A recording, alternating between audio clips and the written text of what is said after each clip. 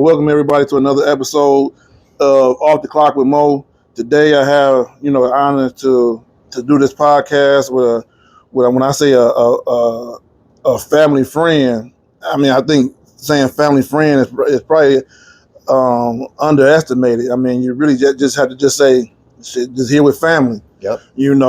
Grew up. Grew up. Well, I was a kid growing up. When y'all was coming up, but if anything, I always knew Joe. I ain't know too many of my uncle's friends and too many of their family, too many other family friends, but when it came to Joe, I knew Joe. Oh yeah, So thank you for coming on the podcast today. Thank you for having me, sir. Thank you. Man, it's no problem. But like you said, like we was talking earlier, coming up in the Inkster area, and like you said earlier too about my grandmother, just exactly how did your parents meet my grandparents, if you remember? I know exactly how. So your grandmother and my mother worked at Annapolis Hospital, which I think is Beaumont now. I think it might be Corwell now. Okay. Yeah. So many different names are changed to these hospitals. Yep. So they work midnights in the newborn nursery, and they just worked together. They were friends, and my father worked split shift. He'd work 2 days days, 3 days afternoons, and I was an only kid. Okay. So come the weekends, they need a babysitter or whatever, I'd just come over. And in the summers, I started coming over the house, like, I can't even remember when I didn't, but I must have been like 5, 6. I was coming over to the house and spending like the whole weekend, and then I'd probably leave like late Saturday afternoon, go home, and go to church with the family, whatever. So I was going, that's gotta be what, 70, 71, 70 something? Oh, when wow. You born? I was born in 75. Okay, so yeah, I remember when you was born, and I have a real nice story about when you was a baby. Yeah, you keep sending me all these pictures. I came across that baby picture that was in my mom's. You go through stuff, you start going through your parents' stuff. They got things you got to take care of. I found that picture of you, and at first I picked it up. I'm like, who is this baby? And it was in a group, and I picked it up and I saw the smile. I'm like, that's Maurice. Same smile. Maurice. So yeah, I got lots of great, probably because I was an only child, probably most of my best memories of a little kid is being in that neighborhood with them in Inkster. Me and your Uncle Tyrone had the same birthday. Right. So that was one thing, and my mom was probably naive about the world, and your grandma didn't take nothing from nobody. So, they would do some crazy stuff looking back at it now, like we were talking, like I would ride my bike over there with my mom. Oh yeah. That's like a lot of people, some of the people I may watch this, right. You was riding through what we call riding through Inkster, riding through what they call the Gardens. Yeah. The actual name is Lamone Gardens, but the people out there call it the Gardens. And and right now, that area right now, I don't know if you and your mother would be safe riding your bike through that neighborhood right about now. Well, maybe now, but I know for sure in the 90s, you sure enough wouldn't have been able to ride your bike through there in the 90s. But I mean, I guess it was the naivety of my mom. No, but the love that she had. At that time, Inkster was real family oriented. Right. Is what Inkster really was at that time. And I was little. I had no conception of.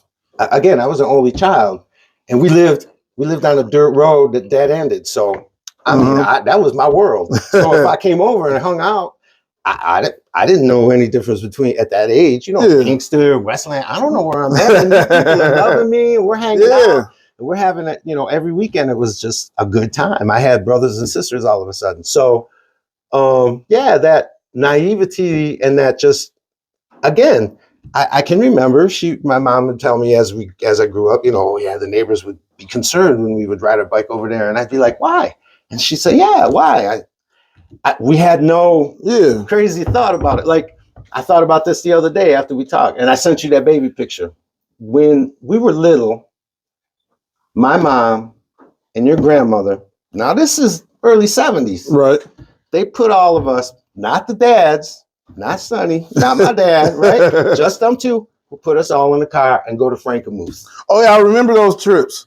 I think one of them trips we went to Frankenmuth. I think I shot across the street and got my ass whooped. Was you there for that one? Yeah, I think I darted across the street. I don't know who hand I got away from, whatever. I do remember darting across the street. And I remember getting my ass whooped because we used to always go to Frankenmuth to eat the chicken. Oh yeah. Oh man, look, from the first time we went there when I was little, your Uncle Eddie and your Uncle Tyrone would not eat all day. And you sit them with the all you can eat, like noodles, coleslaw, waiting for chicken. They'd be putting down plates of chicken. Back in the day, they was putting down. So again, another fond memory of you as a baby. So here they are. They're bringing us up and the baby. And, people are like, who is this group? These people. So I remember we went one time, and this was way before you had takeout and all that other stuff. So, everybody ate, everybody's full, and there's still like a half a plate of chicken. We want to take it home. You want to take it home? Okay, we'll take it home. How are we going to get it home? So your grandma reached down in the diaper bag, pulled out the diaper, pulled out the inside, because it didn't have the boxes or anything. Put the chicken in there. Here's me and Tyrone and Eddie. Brenda just she didn't really read it, but we're like, oh my gosh, I can't believe you guys are doing this. Mom. Wrapped up and your grandma was like, this is bothering you? I mean, you remember your grandma. Oh, yeah. This a problem for you? Don't worry about it. You don't have to have none of this chicken. So sure enough, halfway that road, hey, Margaret. My mom said, hey, Margaret, why don't you want a piece of chicken? Pull it out, just eat it up in the front of the car. We're sitting there like, oh no, it was an embarrassment. You don't want none of this embarrassing chicken. Oh, man. So yeah, I mean, it was, for me growing up, it was just a wonderful place. Like you said, Inkster was so much more or I shouldn't say more, but it was very family orientated. That neighborhood where they lived, there was a ton of families that lived there with kids. Oh yeah. We would play football. You remember that little sidewalk that was right there? Yeah, the walkway. Yep. Yeah. We played football right there, and then we would go, many times we would go up to the roller rink. Oh yeah, I remember the roller rink. Yep. And I know I'd roll around there, and they'd be like, we've been messing with the Puerto Rican. Where is it? What? So I mean, I had no understanding or idea of, how or why anybody met. It was just, this was my life, and this was my family, and these were my brothers and sisters that I grew up with. I had, like you were saying, friend. We can go for long periods where I won't see anybody, and then as soon as we see each other, it's like, yeah, you my brother, you my sister. I haven't cousin, right? Like I said, I remember when you did those crazy things. I remember your mom bringing you over to the house. Oh yeah, I was like, so those are all wonderful family memories for me, because again, I didn't really have any brothers and sisters till I got to my mom remarried. And then I had two sisters. Oh, okay. Now I just always remembered, just anytime, I would, come, I was always on my grandparents' house. They never wanted me to go home in the first place. And I just always remembered, either Joe coming through the front door saying I'm here, or Joe already in the house watching TV when I wake up. You know what I'm saying? It's just, you was just always there. And then, I think also part of it is, what I think a lot of people have to have is, you get an understanding of other people. You know what I'm saying? Now, even as a kid, now I know I look at myself, and then I look at everybody else. They look this way, but then you look that way, and then you really don't even pay no attention to it. To other people make it a situation. You know what I'm saying? And I never really looked at you no other way other than Joe.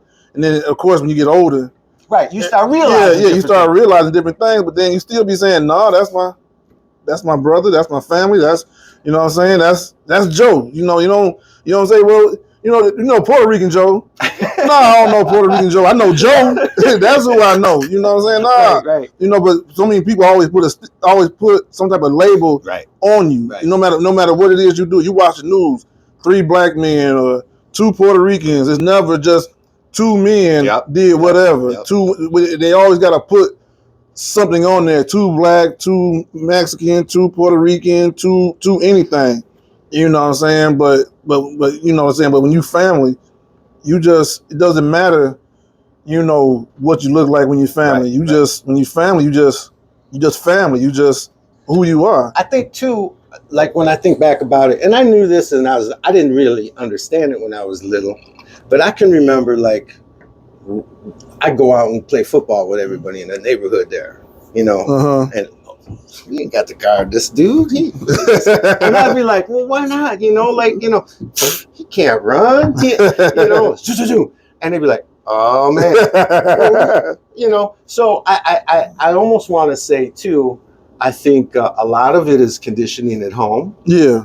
You know, because I don't think your grandmother ever treated me any different. And she always had, she had always the same expectations. There was no, well, you know, there was none of that. No. And even like I was like talking about going to Frankenmuth, you know, your grandmother had a disposition that it was pride in oneself. It wasn't a chip on the shoulder. You know, like it was just, what do you have to say? Here I am with my boys and with this woman, and we want to sit down. What, you know, is there a problem? What's the problem? I got money.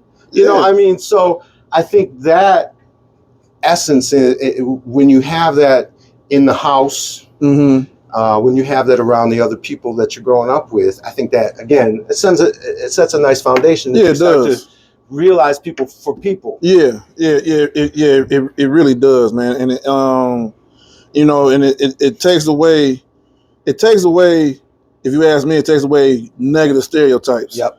When people say all people that look like this, all people that's that, I know a few that completely different. I know a few that I'd rather go to bat for than you know, any one of you two, you know what I'm saying, or whatever it may be, you know what I'm saying. But it just opens up your mind, and you gotta have an open mind when you dealing with people, period, of anything, you know what I'm saying. You got to have an open mind, because only difference is that you just may look different. Don't make you necessarily different. Well, I think we all look different. Yeah, we all look different. That's it. You know, that's it. That's it. We all look different. You know what I'm saying? It don't matter, you know, what your skin tone is or what your accent is. Either way, shit, we all gonna be different either way it go. You know what I'm saying? So there's really no need to, I mean, be upset with somebody you don't know. And we got so many people in this world that's just upset about people that they don't know. You know what I'm saying? You don't know anything about this individual, and you upset with this person because they look different. You know, but lucky enough, you know, growing up the way that I grew up and that you was already there, that it wasn't it wasn't any of that in the household. And like you said, it goes down to the family. How does the family, you know, deal with this? You know, if you got a family member in there talking about some, you know, I hate all white people all the time, what you think gonna happen when you get older? You're gonna hate all white people all the time for some reason. But if you got a family member, you got family in your, you know, with you that's saying that, you know, love all men until, of course, they do something to violate you, then, you know, you're just gonna deal with that person based on his own merit, not based on a group. Correct. You know what I'm saying? Correct. And I've learned how to, you know, deal with people, you know, of all differences, just because of, you know, because of that reason right there. Because I've always grew up with different people, you know what I'm saying? So a lot of time my mindset is a lot different than some other people, because shit, the only thing you gotta do with people is shit, be nice to people. You know what I'm saying? Just be nice. It is. But, you know, again, it's fun. I go back to the foundational thing. Like, you know, I started working with on the road with bands, whether it be a mixed band or, you know. Now, how did you get into bands? Because I don't never remember you with a guitar in your hand. So, yeah, I was always the hockey player, wasn't I? Yeah. So when I the form of a stick, huh? Yeah, buddy. So I started playing music when I was 4th grade, like 9 or 10. Okay. I started playing viola at school. This is when they still. What is the viola? It's the one a little bit bigger than the violin. Oh, okay. So you have like the violin, and then you have the viola, then you have like the cello, and then you have the upright bass. So I started on viola because in fourth grade you couldn't play band instruments; you could only play string instruments. Mm-hmm. Now this one they had music in the public schools. Yeah, right? yeah. So I mean that's a minute ago. So then as I grew up, I played sports, and so they were like, "Oh, you're big enough to hold it upright." Okay, so I started playing upright, and it was a very natural instrument. And then I want to say my junior year in high school, I was in the choir, and they needed a bass player. So my mom went out and let me buy a bass, and I learned this stuff, and that was it. After I got a bass guitar, it was over. And then I just switched. I still played upright for a number of years and studied it. Like I went to Wayne State for a year for classical music. Oh, you did? Mm-hmm. Oh, wow. But the bass guitar was just so much. I could facilitate it a lot quicker. Yeah. And there seemed to be more work for it. And then once I moved to Chicago, it was a done deal because I knew there was work there all the time for music. For music, yeah. Oh, okay. So you say you was in junior high when you first got into it. And then was you still in junior high when you finally touched the bass for the first time? Yeah, I was in for bass guitar, yeah. And what happened in high school? And then in high school I just continued on. Okay. Did you form any bands in high school? No, because I in high school I was taking music classes already. So I was already in band class, I was in orchestra class, and I was singing in the choir. So I really didn't have any necessity to go outside of that, let's say, to put a band together. I was already kind of learning music structurally in that situation. And in the summers, I was going to band camps and all that stuff. So my off time, man, I was going to play hockey. Right? So, I mean, it wasn't until I moved to Chicago. Before I left, I played in a couple bands locally as a teenager. But once I went to Chicago and I saw how to be a professional, that there was like an actual avenue to be a professional musician, that's when it really became. Now, when you went to Chicago, what was you going to Chicago for initially? I went there. I had a year here at Wayne State. Okay. I was burnt out in school. I took a semester off. And my cousins that live in Chicago said, "Hey, we got a band. We need a bass player." And I went there for a couple of weeks and saw the city, called a couple schools, and I got accepted at the American Conservatory of Music. And so I went there for 3 years for jazz performance. Oh, okay. So you got your degree from there? Or? Nope, I didn't get a degree because my third year I decided to start having. I went another course. I started having that baby course. Oh, so, you was on the road. that degree, I just never made it. And that's I wouldn't say it's a. I do miss the fact that I didn't go and get that degree because you get that piece of paper, nobody can take it, right? Right. But also, what you also installed in your mind, they can't take it either. Right. Exactly. So I mean, you may not have a paper to go along with it, but that don't mean that everything that you learned while you were there, you're not using it, to this day. So even when you was out there in Chicago, and what is the atmosphere like that in Chicago when it comes to playing music the way you play live music?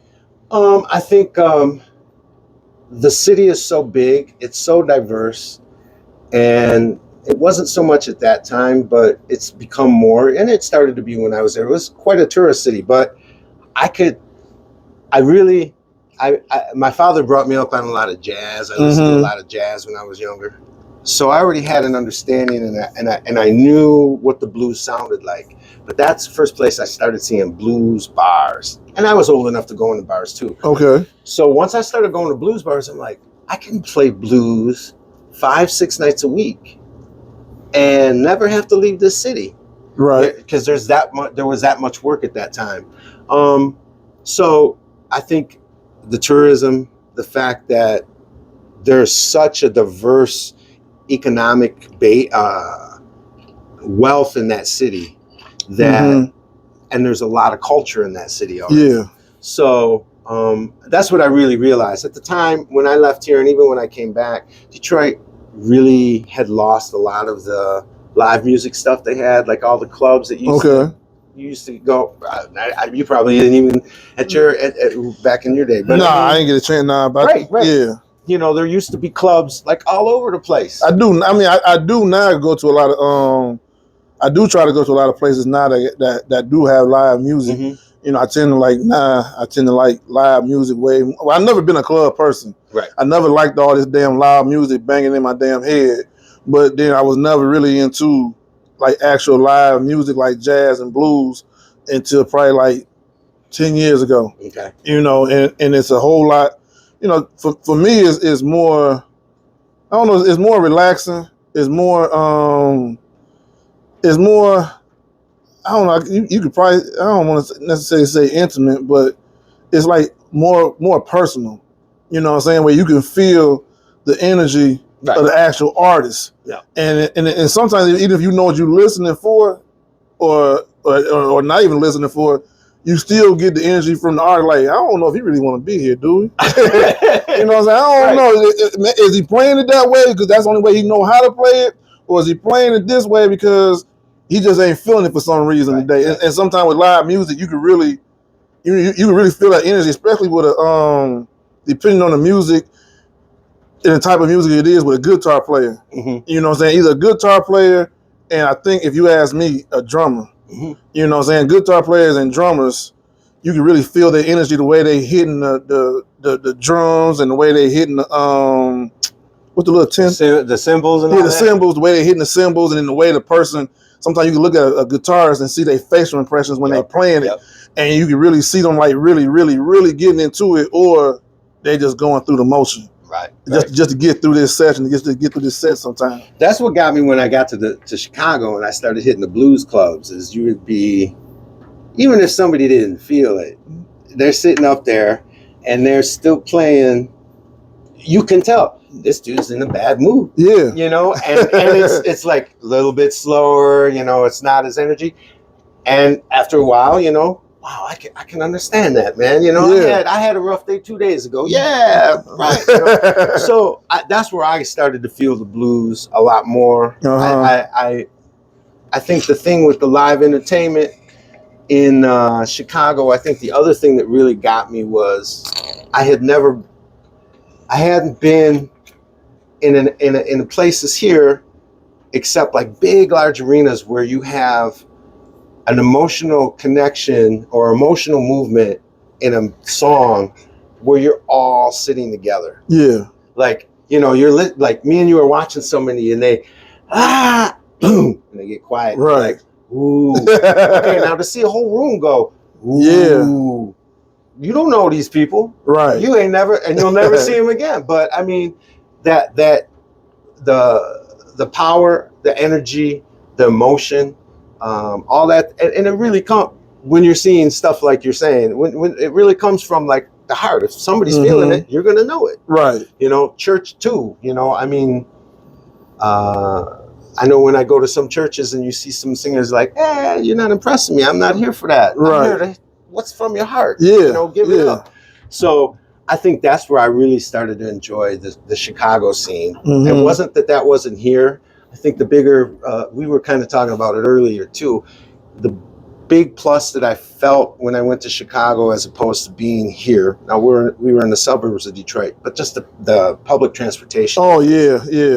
Because I mean, if you wanted to go and see somebody in the city, you got to get in the car, you got to drive down there, see them. And back then there wasn't all these restaurants, there wasn't all these extra clubs, there wasn't campus marches to walk around or the river walk. Right. You went there, saw what you needed to do, and then you came back home. Yeah. So it was a total different thing from the Chicago scene. I mean, weird little stuff. And this is where I kind of started to really like, oh, okay, you could go into a corner bar and see a band, let's say, and have about 4 or 5 drinks. I'm done. I'm going to go home. Turn to the bartender and say, hey, give me a 6-pack to go. I had never dealt with that. That was in Chicago? Yeah. Oh, wow. Right. Yeah, exactly. Oh, wow. Like, give me a 6-pack to go. Exactly. You open up a whole nother can of worms. Yeah. Right? So it kind of changed how I looked at going out. Because now I'm not in a constraint of time. Like, okay, before COVID, 1:30, like they call in last call. 2:00, every bar in the world's closed in Michigan, so everybody's on the road all at the same time. It's not like that in Chicago. Some bars close at 2, some bars close at 4. If you get outside the suburbs, they close at 6. When you come to that one, you can go over by the racetrack because they open up at 3 because the guys at 7:00 it's lunchtime. So I mean, it's totally different understanding. I knew New Orleans was like that, but I didn't know Chicago. Oh yeah, Chicago was like that. Oh yeah, I've been to Chicago a few times. I like going to the. It's just one place I like going to. They have it's not necessarily, it's live music, but it's redhead something redhead. But the guy plays a piano. Oh, okay. And you give him the song you want him to play, and he'll play the song on the piano. Because I think I did. Last time I was there, I did. It was a Phil. I think it was a Phil Collins song. I think it was a Phil Collins song I had him play. I had to maybe who sings Rocket Love? Oh no, that's not. That's not Phil. That's not Phil. That's See, now you're trying to ask somebody. That's not Phil Collins. That's the guy over there from London or UK. Not Paul. It's not Paul. It's gonna mess around and hit me. It's not Phil Collins. He be part of the whole. Matter of fact, I think he might be. We just can look it up. Yeah, no, I know it's not Phil Collins. His name is on the tip of my tongue. He's the one to wear the weird glasses all the time. Oh, Elton John. Yeah, Elton John. Yeah, okay. It's him that sings that. Okay, and he got a real strong piano play on that. Mm-hmm. And I just like going. Like I said, I like going into places like that with live music, and then especially when you play a song, and I got to rack my brain and think like, damn, who got a real strong piano play, so I can really see if you know what you're doing. Right. Yeah, and then that was one of the reasons why I had him play Rocket Love, because I wanted to see how good he was. How good he really is. You know what I'm saying? He's just playing songs for all these drunk ass people that don't really know, how a song really goes. And I'm like, Rocket Love, okay. Because first I had text my sister and asked her, who has a real good, strong piano presence on one of his songs where the piano is most of it. She couldn't remember, and I thought Rocket Love, and I played it. And he actually played it. I thought I was going to wait forever because the place was packed. It was packed. I'm like, I'm not going to hear this shit because I'm like, I can't sit in here too much longer because I'm an older guy now, and I can't just sit in a stand-up bar all day long. I just can't stand up. I'm like, damn, I need to sit down. But he ended up playing, and it ended up being pretty good. And like you say, Chicago is so much different than, say Detroit.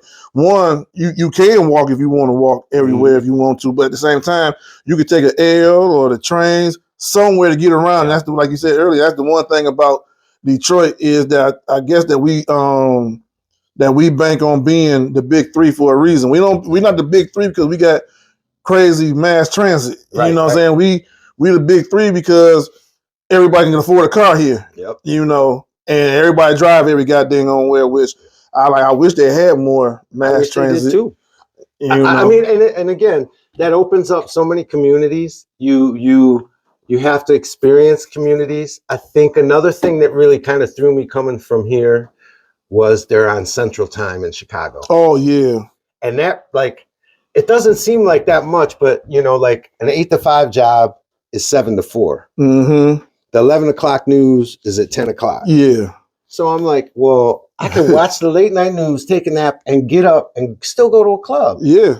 I mean, those kind of things. You could work out. You can work a 7 to 4. Come home and sleep for 2-3 hours. Right. And still have the rest of the evening because again, that city kind of has a nightlife, and it's not just clubs. It's restaurants. It's what dry cleaners. I mean, everything stays open at some odd time somewhere. Now you said you've been in New York also, right? Yeah. Now, how would you compare? I know one of these is going to be like you really asked me that question, but how does New York compare to Chicago and Detroit, and how do they all compare to one another from what you've seen? I already know one of them don't have a comparison. Well, go ahead. No, I think when I go to New York, it is a tourist city. It is it's the mecca of where the world wants to come and get Americana. Mm-hmm. There's a lot of history there. I'm really big into living history. So if I can walk around and see the Empire State Building, I can go down to Greenwich Village and see these things from the hippie days, Central Park, stuff like that. To me, it hasn't all gone away. Those things are, they're in that city and they're landlocked. Okay. That's the other thing in New York. Like, they're landlocked. You got all those people coming to that little strip of property, right? So you have to start to deal with, if you want to be a good human, the fact that people are going to bump into you. Yeah. You're going to be close to people. You're going to see people that aren't only, let's say, from what's your neighborhood, but they might not even be from your, what you say, country. Right. So I love that. It's the same thing was in Chicago, but Chicago is a little, because it's not landlocked, it's a little more spread out. So you're not always on top of people. Mm-hmm. But it's getting about the same as New York, price-wise. It's price-wise? Yeah, oh man, it's expensive. It's expensive to go to those places. Everybody I know in New York at least has two to 2.5 or 3 jobs just to live, I think Detroit's downtown starting to catch up with that. Mm-hmm. The prices downtown I hear, now that's good.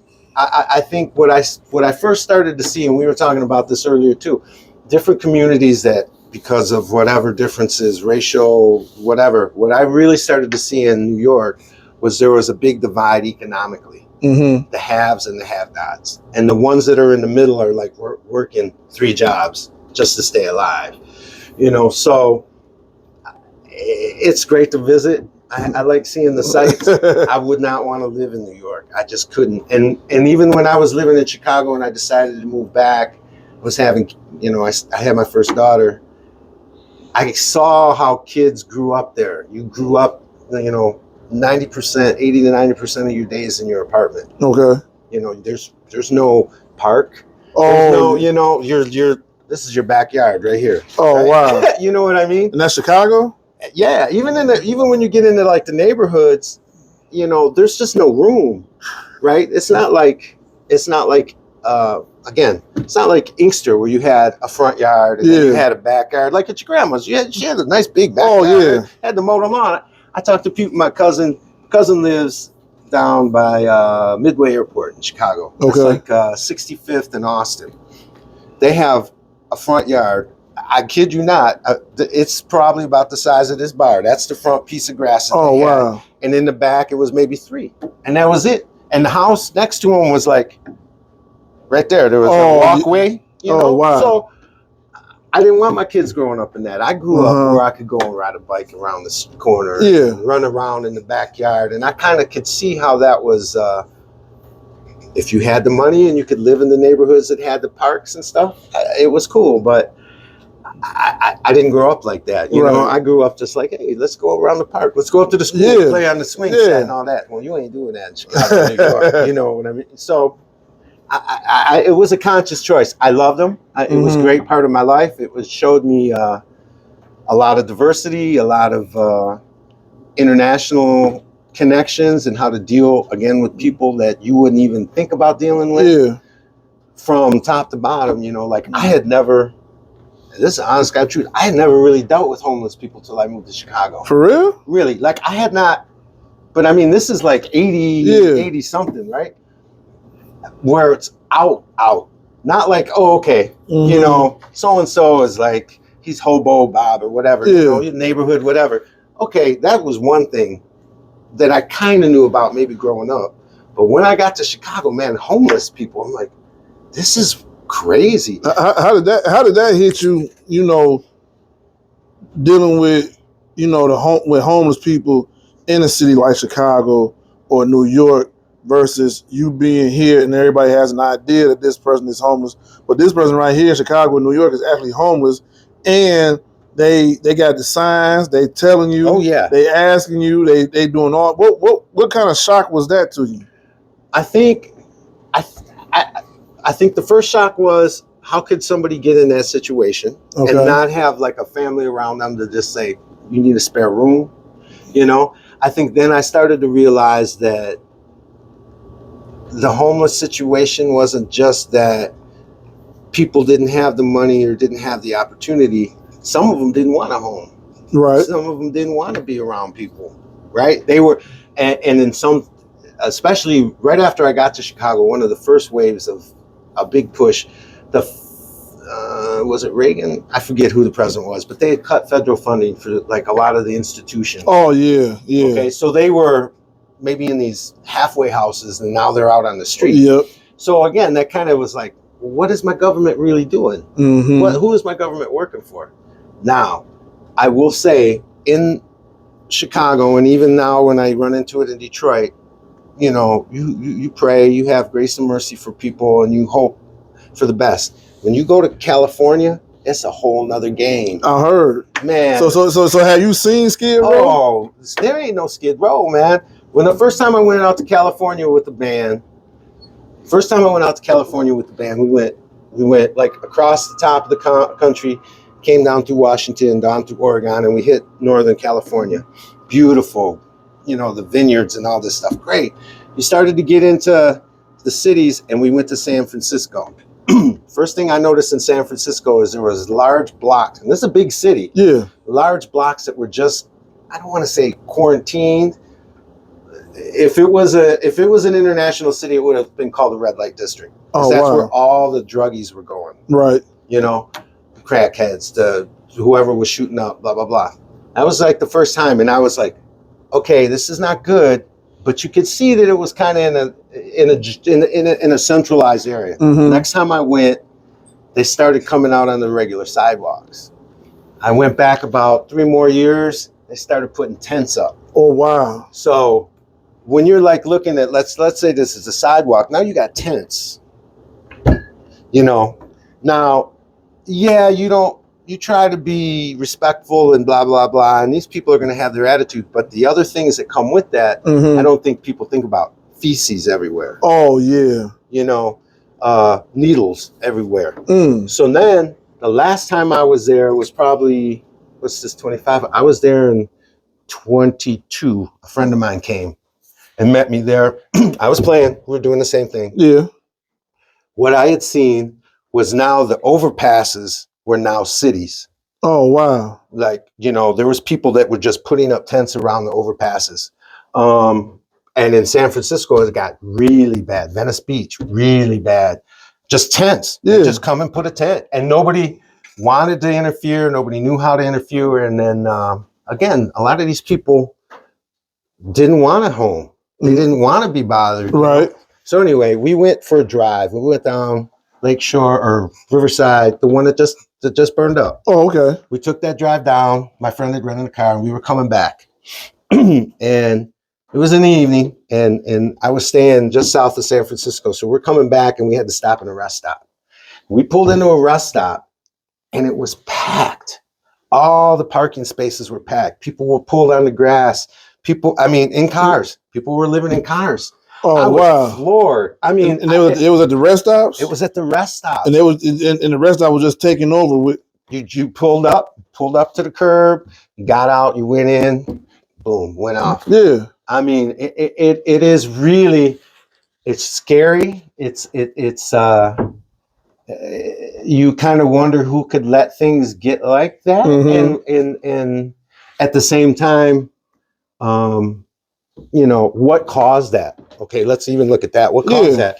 All the Silicon Valley, Mm-hmm. Apple, this, that, and the other. They started giving, you know, young IT kids these jobs at 100,000. Oh, yeah.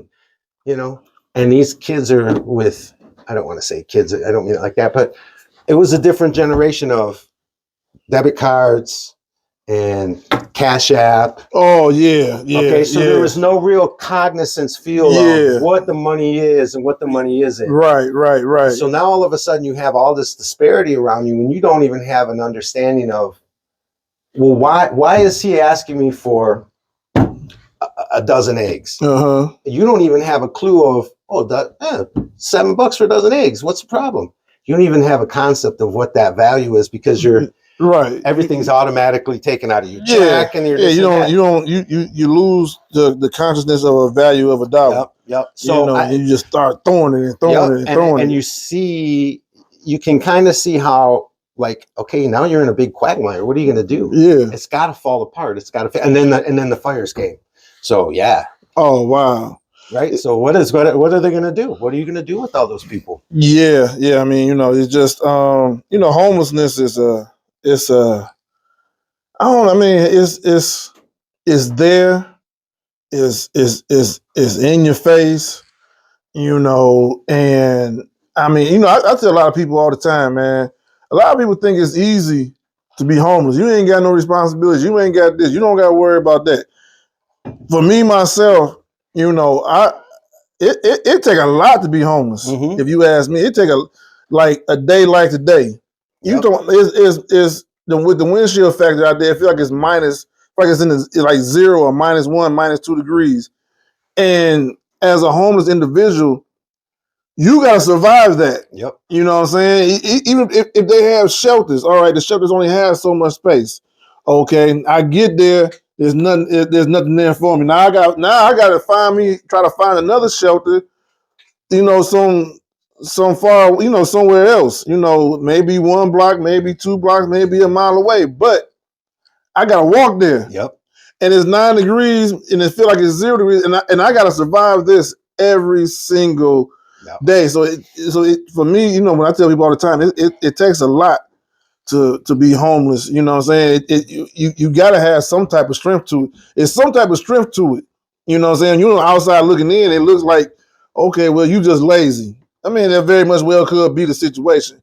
But at the same time, it takes some type of strength to bear all this weather. Yeah. Rain, sleet, snow, heat, humidity, all this shit. It takes so much to be able to deal with this. And then at the same time, either not know where you're going to get your next meal from, or even not know where you're going to get your next high from. Yep. You know what I'm saying? Because a lot of times, you hooked on something. It could be pills, crack, heroin, alcohol. It's a good chance. It ain't guaranteed, but it's a good chance you're hooked on something. Yep. And you got to survive all these elements. But to also go back to the whole, to the music thing. When did you know I got this? This is me. This me and this guitar. We got this. And do you play any other instruments? Well, I mean, I can sit and not out where I'm playing them live. No, but I can sit and work stuff out on a piano and on drums. I mean, I understand that, but I wouldn't get hired for it.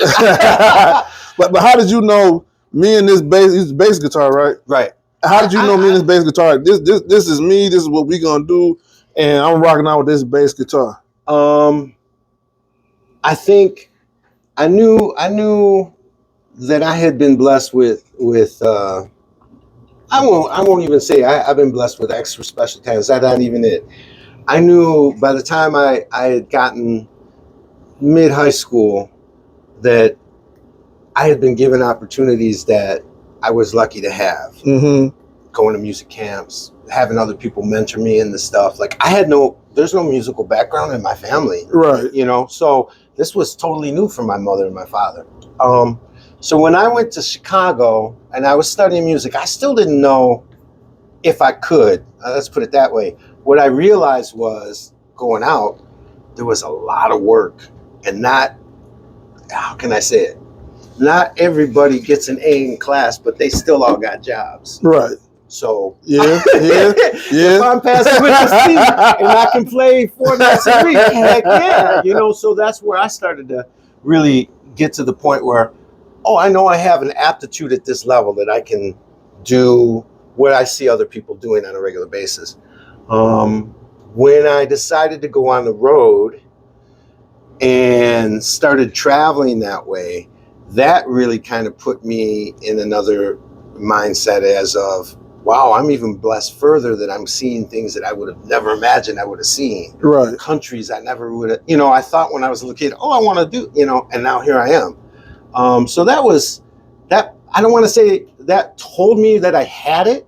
I knew I was blessed and then I was continuing to be blessed with these opportunities, and that's all I really ever studied to do. So that's all I knew. Have you ever played with an actual? I'm not gonna say actual, but have you ever played with a I guess they would call it like a star, play background music for. Okay, so I got to do some work. These probably people that, for me, they're blues guys. So for me, they're stars. McIntyre Murphy, I did work with him. From the Blues Brothers movie, Lucky Peterson, for anybody, right. I did work with him. I got to go overseas with him. Tornetta Davis, Larry McCray. These are all blues people that probably are more bigger known to blues people, stars like you're talking about, like the big ones, right? Not really, because I never really shot for that kind of, I want to say gig, like I've met numerous people that.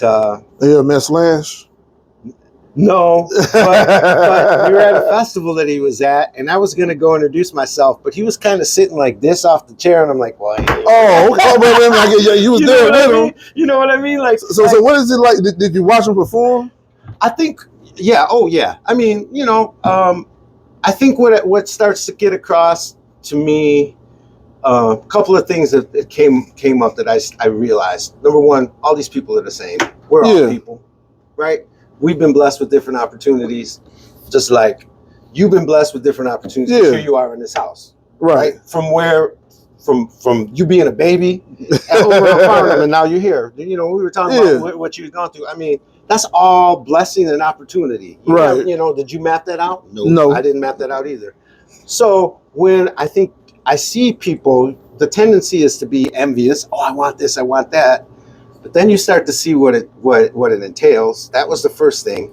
Like, oh, look at, you say Slash. Okay, here's somebody who's just sitting around, being themselves, had a little too much, but now people are taking pictures, and people want to talk about it. It's like, but if it was Hobo Bob down the street, you'd be laughing at him and probably pull up next to him. So I mean, I think I realized there's also a level of intrusion that comes in the further you get up, and is it really worth it? Right. Like, I don't mind being a bass player. Yeah. Checks go in the bank, just like my man's go in the bank, right? Right. When I'm done, I can walk away and I can get in my car, but he's got to talk to this person, or people want autographs. Okay, whatever, So I realized then that I'm where I'm at because that's where God wants me to be. Right. I'm happy with that. And the people that I have seen and that I've met, I feel, again, very blessed that I've met them. Okay, great example. And, I wasn't, how can I say it? I'm not a star kind of guy. So I played with Tornetta Davis. We went to do the Monterey Jazz Fest. Okay. Where's that at? California. Okay. Big, I don't want to say posh, but the person that is mainly known for it is Clint Eastwood. Oh, okay. Okay, right? So we're driving there, and the guys in the band, wow, I wonder if we're going to bump into Clint Eastwood. Oh, yeah, he's not going to be there. Well, you're an artist, so you have artist pass, so you can go to VIP tents. Okay. To the VIP lounges. So we're in a VIP tent. We're watching the show. They had couches outside, and you could watch the show that's going on the main stage. And I'm standing there, and I don't drink, so I'm sitting there with a coffee, and the guys are there laughing, and they got some whiskey samples, and they're having a couple beers, and I'm looking like, hey man, it's Clint Eastwood. No, I'm like, he's right there. I got a clear mind, I know. exactly. Now, am I a Clint Eastwood fan? No. Yeah. I had no, I don't want to say no wanting, but I had no interest of running out to him and saying, hey, Mr. But these guys, so again, here's a man that was having a day in the evening, talking with people, always getting interrupted by whatever. Now, who would you be starstruck for if you hadn't already been starstruck? I have already, well, I can't be starstruck no more by him, but But there is an artist I always say, if I ever met this artist, I would be starstruck. Who was your artist? I would probably say like cats like dudes that I looked up to, and then you meet them, and then you change. So like Prince. I mean, if I ever would have met Prince, it would have been like, you know, right. Who else? My man, Sly. Yeah. You know, I mean, and I'm thinking musical geniuses that I, you know, would want to have a conversation with about music. Right. But and pick their brain. Right. And pick their brain. But these are just normal cats, you know? But it's something genius about them, though. Exactly. That even though they're normal, but is a genius about them, though. There is. But, okay, so here's a great example. I work with Lucky Peterson. Genius. This kid was playing organ, directing the Tonight Show band at the age of 4. And you can go back and look at these YouTubes. I mean, my man was bad. Yeah. He heard it, played it. Heard it, played it. Sang, you know, but he was a blues guy. Anyway, I was like, oh, this is the guy, you know? Oh my gosh. Doing a session, first time I kind of really met him. I'd seen him at some festivals. I'm doing a recording session for my buddy. He's on the album and he's sitting next to me and he's playing and I'm sitting there playing and we're playing the song and he's on organ and I'm playing my bass and I'm like, don't mess up. don't mess up genius. Don't mess up genius, right? I'm playing along. So while I'm playing, I hear somebody talking. Now we're in a studio. If you've never been in a studio, the big thing is separation because you have mics, so you don't want bleed over. So the drummer was on that side of the room. I'm sitting on this side of the room. My bass amp is in another room, so it's isolated. And the organ is sitting next to me, but the speaker for the organ, the Leslie, is in another room. So really, all you're hearing is the drummer playing. You're not really hearing even what you're doing unless you have headphones on. So every now and then I hear somebody talking, and I'm like, "What the heck's going on?" I'm sitting there playing. Don't lose it for genius. I turn. Here's my man, Lucky. He has one headphone off, has his phone, and he's talking to his wife while he's playing with us, and he's in the middle of a solo. Right. I'm like sweating. I'm like, this dude's talking to his wife. So he keeps talking to her, and he's soloing. I mean, we go through a chorus, and he's still soloing. I'm like, oh my gosh, is this, you know? He turns and he sees me, kind of grins, realizes that I kind of caught him, took his hand off the keyboard, put the sustain pedal, played a chord, took his hand, put the other headphone on his phone, and then came back in with both hands and kept playing. And I was like, oh, wow. Right. This guy's genius. We get done with the gig. We get done with the day. We're going to go hang out. And he's like, hey, man, I'm looking for some fried chicken. And so we're looking around the neighborhood, you know, it's like, well, what kind of fried chicken do you want? Just fried chicken. I don't. So what the biggest point is, these people have the same desires you have on the bottom line. Yeah. And he might be genius in one thing, but if you saw how the man dressed, you'd be like, you just roll out of bed. Well, I mean, yeah, you know, because the one person that I always say I would be starstruck by if I ever seen him in person was always, because I've seen, you know, a few people. I used to work at the airport. I ran across Muhammad Ali before, and you know, now see people like that. You know, I ran across him before, but I ran across him twice. I ran across him once as a kid when he was at the airport, and my mother made me get out the car and go say hi to him. Then I ran to him again when I worked at the airport, but I didn't want to run up on him and say, you know, hi, Mr. Ali. You know, I ain't, you know, I had some pride. Right. You know? Right. But I always said, if I would have ever met Michael Jackson, I probably would have screamed like a little girl. Really? Yeah, I think I probably would scream like a little girl and say, "It's Michael, it's my." You know, that's just me. That's just I used to love the hell out of Michael Jackson, man. I used to, you know, maybe Prince, but I know for sure, you know, Michael Jackson. That was my starstruck, you know, artist that I would have ever just been like, oh my God, I would have been like, okay, Calkin, and I've been like this. What about actors and stuff? I never really got into actors. Never really got into actors, but one actor I probably would have been starstruck by. I've always been into comedians. Mm-hmm. So one that I would have been is probably two. I would have been probably three. Yeah, three.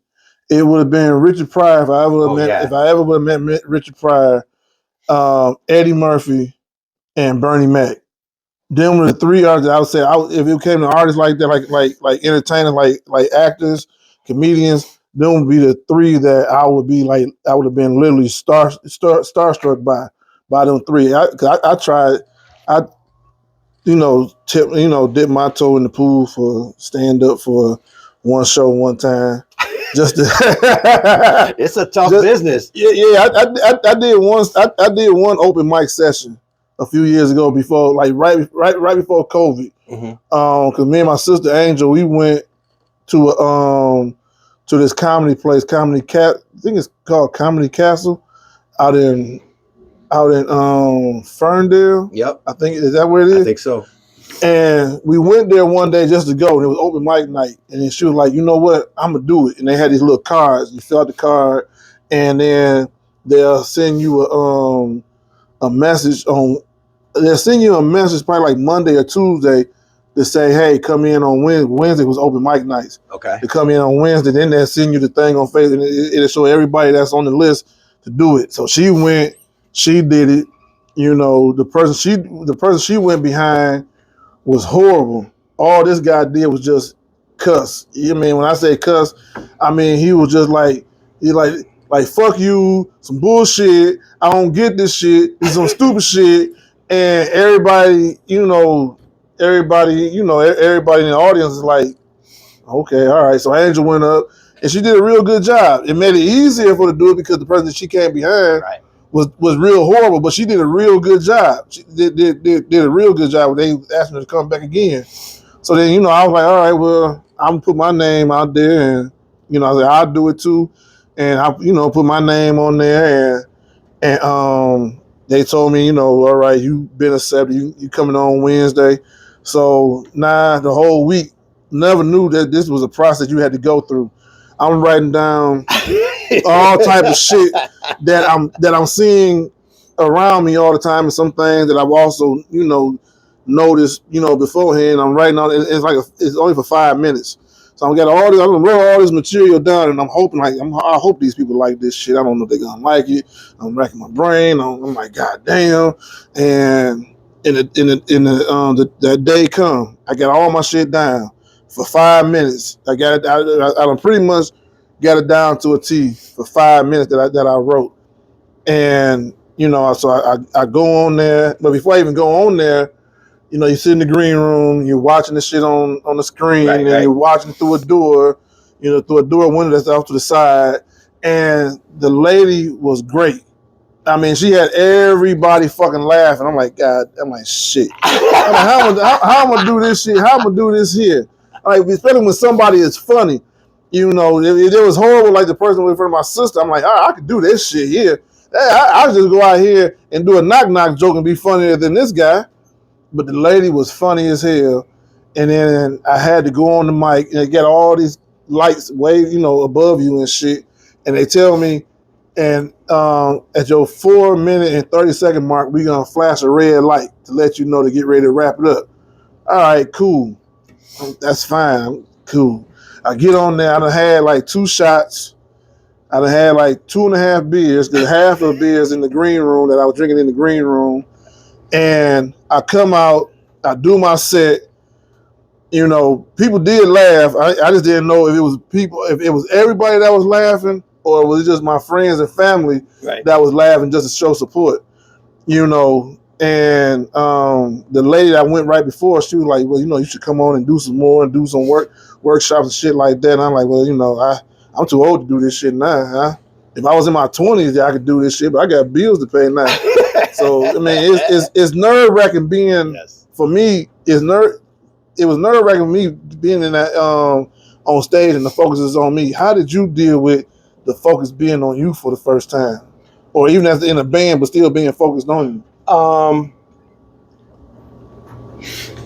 Well, I think the first couple of times when you're really nervous, you just get through it and you don't even really, like you said, like it's just like a flash, right? Yeah. I think when I started to really try to think about controlling not just my emotion, but enjoying. That was the biggest thing. It's like I'm having these moments and I'm not enjoying them. Right. You know, I'm putting all I'm stressing myself out over these 5 minutes that I'm going to get, and then I run through the 5 minutes and now it's over, and you're like, did I have a good time? Was it good? You know, so I really,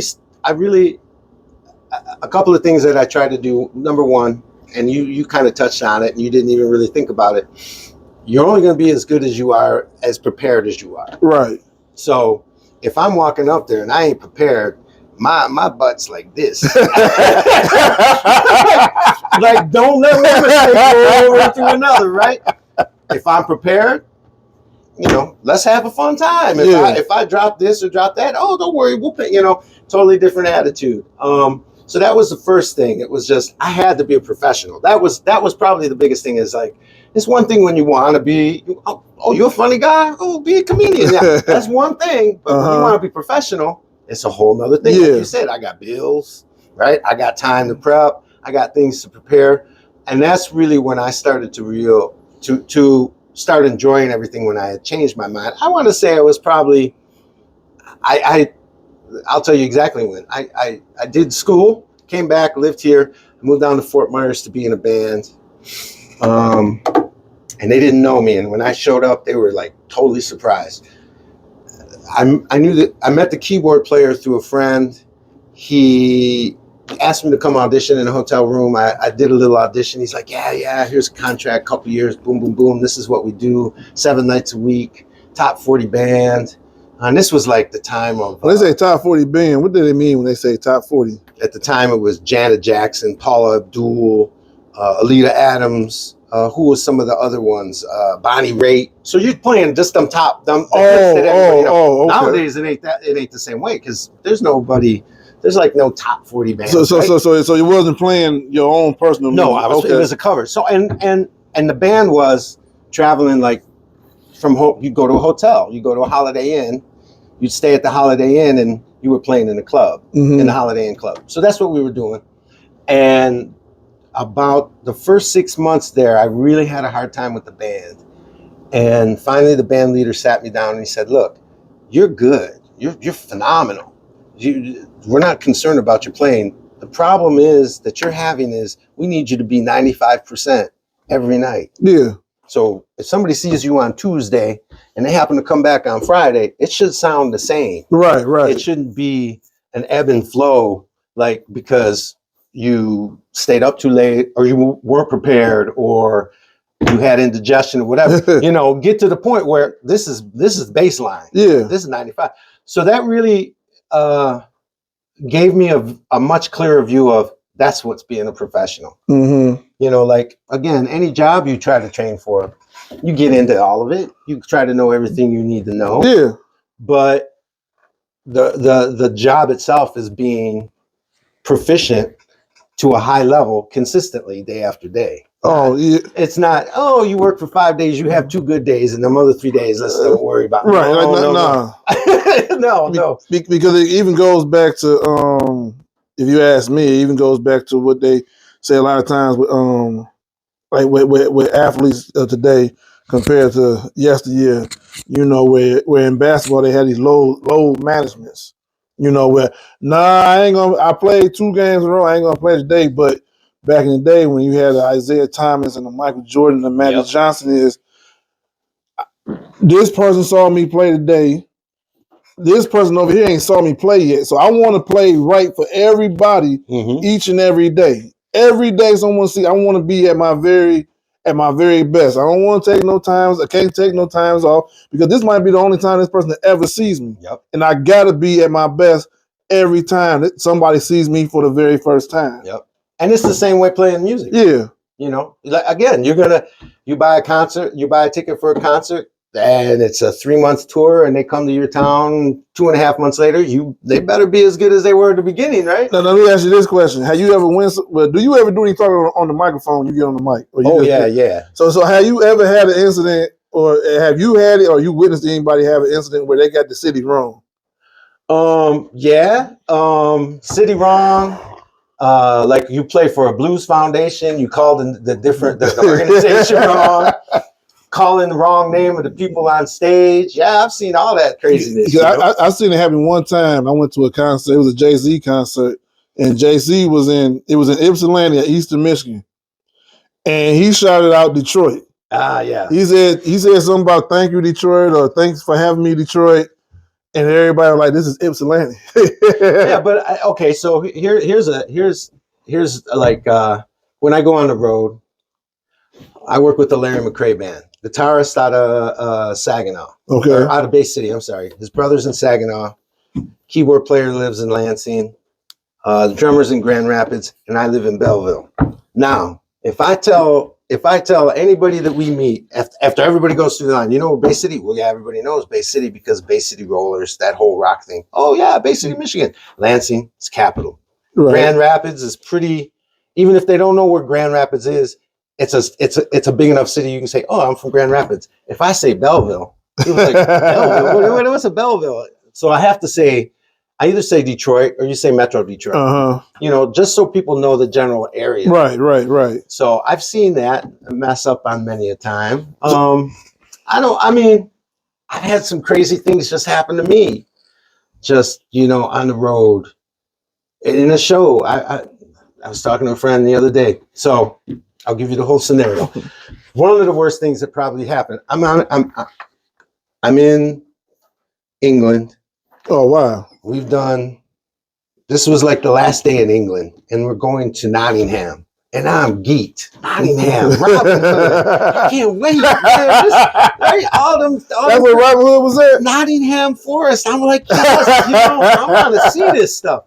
Get there, and things are very different overseas, different things. But anyway, when you go to a rest stop, it's usually like, it's not like a gas station, or it's more like the bigger rest stops. Even though they're smaller, it's like the bigger ones we have here, like the Loves and that kind of stuff, where they have food.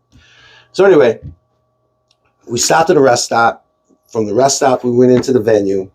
And what our schedule usually would be, we'd go to the venue, we'd set up, we'd do a sound check, and we'd have light something to eat in between. We'd have time to either check in to a hotel or do whatever personal things we want. We'd have dinner and then the show. Okay, cool. We do the sound check, and I'm really tired, so I come back and I just lay in the green room. I fall asleep. I get up later. I don't want to go back to the hotel. There's no reason to go there and then come back. And I got my clothes, but there's some food still left over from our little luncheon. Yeah. So I had me some, sushi. Okay. Gas station sushi. It was from the rest stop. Okay. I'm 2 songs in. And my stomach is like, right? 2 songs in. I got another 70 minutes to go here. So I had 2 choices. It was either going to come out one or two exits. So I had to keep playing. We're in the middle. It's not my show. Yeah. You know, I'm just a bass player. So I turned. I walked off to the side of the stage. Luckily enough, I had a cord long enough, and I just stood on side stage. The rest of the set, everything that I had put in that day came right back out, and I just stood there and had to play. So it's weird stuff like that. Yeah. That happens that you just. Any job. The show must go on. The show must go on. If you're putting together breaks and you lost all your wrenches, you're gonna find something. You're right. You know, you got to find something to make it work. Wow. So you know, it's even though it's like, wow, that's really wild. Yeah, but it's just a day at work. Right. It's like you know, it's a day at work. You go to work and something doesn't go right or it's going sideways. You got to find a way to get through it. So let me ask you this: you know, with all this traveling going on and you playing with the band. What was your love life like, or what was your family life like, having kids or having a family, or trying to raise a family or something like that? When I went to Florida, I had 1 daughter and a son. I had a son in Chicago. While I was in Florida, I had my second daughter, and I realized that I had to come back to Michigan and raise my family. Right. I wasn't here but 2 months. And my wife at the time, she wouldn't move down to Florida with me. She wanted to stay up here to her family. Oh, okay. And I had made visits back and forth. She had come down once. I was back. Contract came up. I'm like, no, I'm going to go back. She doesn't want to move down here. I'm going to go back up to Michigan. Thank you very much. You know, I'm not going to re-sign up. Found another guy. I was here about 3 months. Boom, she pregnant again. So maybe you should stay in Florida. So I go and I got a little job at the coffee shop. I'm like, and the thing was, I had just come back, so nobody knew I was back. The people that I used to know didn't know I was back. Nobody in the scene here in Detroit had heard me play for a while. Mm-hmm. I needed to get out and hang out, you know. So I got a little side job working in the coffee shop. Now my wife said, I definitely got to keep this little side job. Well, then she had twins. She went and she did the ultrasound. So I was like, okay, now I got to have a full-time job. So I worked locally. I just worked locally, like weekends with the bands. Mm-hmm. And then I had a regular day gig till about my son was almost 10. No, he was 10. Somebody called me back up and asked me to go back on the road. And I talked to everybody. My girls had already been, you know, we're pretty grown. My son was 10, 11, and I just told them all, this is what I do, you know. Mm-hmm. If I was a salesman, if I was whatever, you know, I would have to leave. And that was it. So and then I'd come home. You know, I'd go out for maybe 5-6 weeks, come home. But the whole time, those 10 years, how much of an itch did you have to want to continue to perform? Or I was performing locally here with local bands and local clubs. I mean to like travel though. To travel. Yeah, that's different, isn't it? Yeah. Oh yeah. That's a huge difference between traveling with a band and going from city to city and state to state versus, all right, I'm gonna go up here to the bowling alley and I'm gonna do my little set and then I'm gonna come home. Exactly. I'm gonna go to the bowling alley, do a little set here, go home. You know what I'm saying? It's just routine, is repetitive. No, it's still the same. Versus traveling. Even traveling though, that's routine. I mean, but you don't get no type of like rush from the travel. Leave from this bar here or this scene here, and then travel to Minnesota and go there, and then come down to the Dakotas, travel there somewhere. Versus getting on 94 and getting off it. Okay, so when the blues scene. Back when I would go out for 5 or 6 weeks, we were in a van, four or five dudes in a van with all our equipment going from city to city to city, and it would be 3 to 5 hours in the van a day. Get to the club, set up, have dinner, play, tear down, go to the hotel, get up and do the same next thing. Yeah. So it's a routine. I mean, you got to get into a routine. Again, I think the first couple of trips, I was like, oh man, look at this. And then after a while, you know, you're a little amazed because you're in different places. Maybe you haven't gone. I think after a while, I had to realize this is work. This isn't vacation. Yeah. You know, I'm here to be responsible. People are coming to see, maybe not me, but they're coming to see this artist. And I have to not be overwhelmed by the fact that I'm away from home, I'm away from family, and maybe this is a cool new place. I still have a job. Yeah. Now you have all that other stuff going on, and then you have to start to balance it, just like any job. I think where it became, that was fun. Where it becomes a little more stressful is when you start flying everywhere, and that's where it becomes it's a nightmare. Oh, okay. It's a nightmare. What makes flying, the flying portion of it, traveling, any more of a nightmare than being in the van and packing up your equipment and traveling in the vehicle? I think when you're packing it and you're doing that traveling in the van, you feel like you have a little bit more secure or a little bit more control over what's going on, right? Mm-hmm. You get in an airport and there's a snowstorm on the other side of the country, and now you're stuck for 3 hours in an airport. You have no control over that. Right. So, especially once you start flying overseas, you really start to realize that there's so many other factors that can go wrong. And then connection flights. Oh, yeah. You know, did they lose my luggage? Right. Are they going to give me a hassle by bringing my instrument on the plane? Why is it $15 for a sandwich this big? You know, I want a cup of coffee, it's $6. Come on, man, you know. And then, you know, I know there's a couple artists that I've worked with that they primarily fly. And I would watch them, like Christmas would come. Oh, and they're going in the shops in the airports and they're buying all their stuff. It's like, wow, that's so overpriced. Yeah. But that's their convenience. They don't have they don't have the luxury of the time to be able to go out and just So I mean, everything has its pluses and minuses. Now did it have a stress on the family life once you got back to traveling? I think the first thing that I had to learn, and it was hard. Again, I'll go back to a regular job. When you come home from work, your family is happy to see you. I think it's important that you ask the family what they did today. Yeah. How was your day? What did you do, Johnny? What did you do, Bobby? What did you do, Mrs.?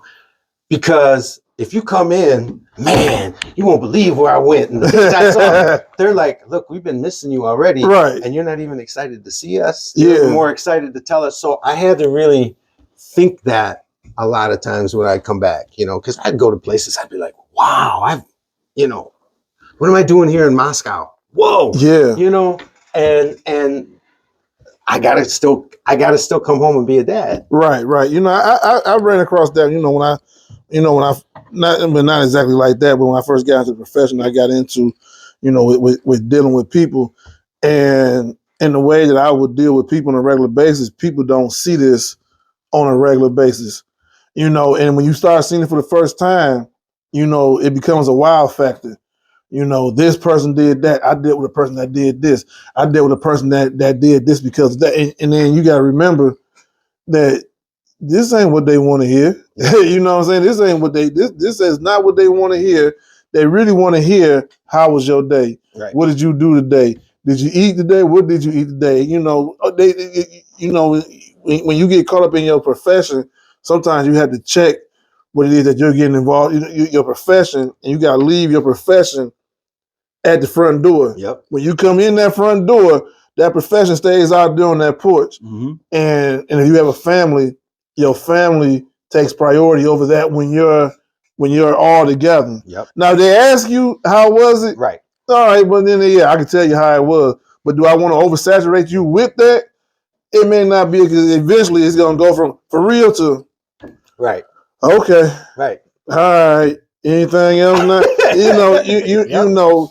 But when you have such a passion for what it is that you do, you really have to check that, at the door. When you come in the front door, and then when you leave out the door, you got to check that.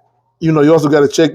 Put your leave your family right there at that door. You don't want to bring your family to work with you either, because ain't nobody gonna want to hear you say, my kids did this over the weekend, and my kids did that. They gonna hear it for a minute, but after a while, they're gonna go from like, oh, they did. She's so smart. He's so smart. To what else they do? Mm-hmm. You know what I'm saying? And you really got to, when you got a profession like you really got to check yourself at the doors coming in and the doors coming out. When you're dealing with that, and even with my profession, it can cause stress between the family, and it did cause stress at one point. Has it ever caused stress with you, with your family? Yeah. Oh yeah, because you're not home. Right. You're not home, and speculation. Yeah. I mean, okay. when you wouldn't see your grandmother for a while, she'd tell you you're on the list. Well, yeah. Right? Everybody be on that. Well, I love being on the list because at least I really care that you wanted me on the list and you wanted to see me, right? Right. So, okay, I'll take that. That's somebody you don't necessarily see on an everyday basis. Maybe you won't talk to them for a month because you've been in and out of town. But your family or your wife probably are calling at least once a day or trying to text and communicate. You skip that day? Mm-hmm. Well, what were you guys doing yesterday? Well, we were just a bit. Well, what made yesterday so busy that you couldn't do what you've been doing all the way? So it does kind of create those pressures of speculation, concern, distrust. And all you can really, at least what I could do, is just try to be like, no, I've done stupid things. Yes, I've done stupid things in my past and I've learned from them. And I definitely know not to continue on that path because, again, I will not continue. The blessings will not continue. Right. Right. I mean, you might be blessed to do this and you get into this and then you start going down the wrong path in that. Okay, it's not a blessing anymore. So I think that's really, the communication was the hardest. You miss stuff. I mean, but you miss stuff. Yeah. You know, you got a job. You're gonna miss stuff. You're gonna miss Johnny's band performance or so and so's game or whatever. I mean, you're gonna feel bad, but it's gonna happen anyway. And I think the biggest thing that I had to do is, like, if I was missing a concert, let's say, I would have to tell myself, okay, I might have missed that concert anyway if I worked a regular job, because maybe I was on an afternoon shift. I can't beat myself up just because I'm a road musician and this is what I do and I don't happen to be there this week. Right. You know, I feel bad already, but I would feel bad if I had an afternoon shift and I couldn't get that day off. You know, I mean, it's stuff like that. Yeah. You know, like now with your kids being old, because your youngest is how old? 30. So now that your kids are actually all full grown pledged adults, do they actually understand what it is that you do now, and how much do they even come watch you? They understand. They've understood for a long time, to the point where they probably have been the most them and my wife now, Jackie, probably been the most humbling, helpful tools in my life, because I come off the road, come back from Moscow. Oh my gosh, you know, boom, boom, boom. When you come home and, you know, you sit down and you start to have dinner, and these kids don't care. Right. Don't care. Your dad. You know. What the hell is a Moscow? Yeah. What, you couldn't come and see my Moscow? What the heck, man? You know. So they really, there was no, to a certain point when they felt it, there was no, yeah, well, my dad's a musician. Oh, he is? Yeah. So what? You know, it wasn't, they weren't in awe of that per se. I think my son really enjoyed music, and he saw how tough it was for me to work in that field and to get into that field, that he realized, oh no, I need a real job. I can't get by my smile and good look. So you know, it's stuff like that that I think they learn, and they humbled me, because they didn't care if I was sitting next to Lucky Peterson. They didn't care if I met Matt Guitar Murphy. They didn't care if I did stuff with whoever or where I flew to. If anything, if I flew someplace, I came back home, man, I just said, yeah, you flying. You flying. When am I flying? I ain't been on no plane, you know? So they were all just, you know, chop it right down. Oh, yeah. My now, when they come now, right, your kids are the same way. Yeah, my kids. They don't care how many. Yeah, they don't care how many. If I met the mayor over here, or if I done met the chief over there, or I done went somewhere and all this stuff is happening, you know, from my job. Like,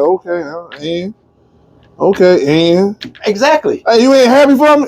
But it's like, you're my dad. You're my dad. That's really, you know, for a long time I never really understood that when people say, that's my dad. Right. But, you know, even when you have celebrities and they'll say, you know, their kids are like, that's my dad. Right. You know what I'm saying? Then you get to that point yourself, and your kids are just saying, that's my dad.